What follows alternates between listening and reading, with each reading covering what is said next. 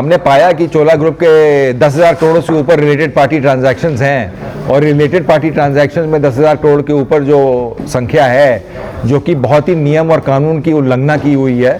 और इस नियम और कानून को साफ तरीके से होता है कि आपने ये डिक्लेरेशन करना है, कमेटी से अप्रूवल लेना है, बोर्ड से अप्रूवल लेना है, कई तरह के 3 तरीके प्रोसेसेस होते हैं। और इसके अलावा हमने पाया कि कैश डिपॉजिट कहीं बड़ी मात्रा में है, चोला ने डिफरेंट बैंकिंग इंस्टीट्यूशंस में किया हुआ है।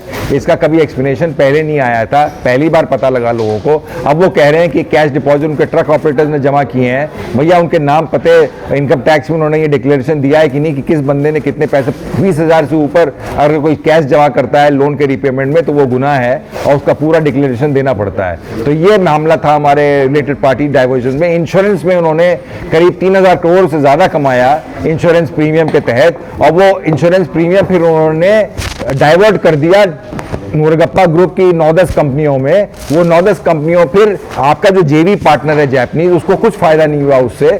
चोलामंडलम होल्डिंग के जो शेयर होल्डर्स हैं उनको भी कुछ फायदा नहीं हुआ। ये आपने बटेर अपनी कंपनियों में ही बांट ली। सर, जिस तरीके से आप एलिगेशंस लगा रहे हैं लमसम कितने करोड़ का, क्योंकि आप इंश्योरेंस कंपनी की भी एलिगेशंस कर रहे हैं और ट्रक ड्राइवर्स की भी बात कर रहे हैं। जी, ये तो मैं उनके टिप्पणी पे मैं उस पर रिएक्ट कर रहा हूँ जो सवेरे उन्होंने टिप्पणी दी।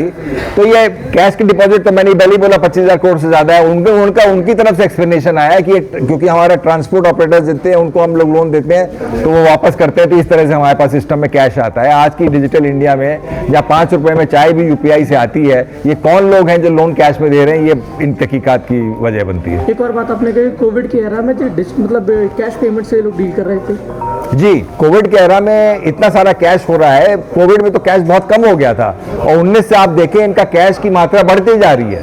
तो ये मतलब ये कौन लोग हैं, जैसे मैंने पहले बोला, ये तो आपका तो कम होना चाहिए डिजिटल ट्रांजैक्शन और बढ़ना चाहिए।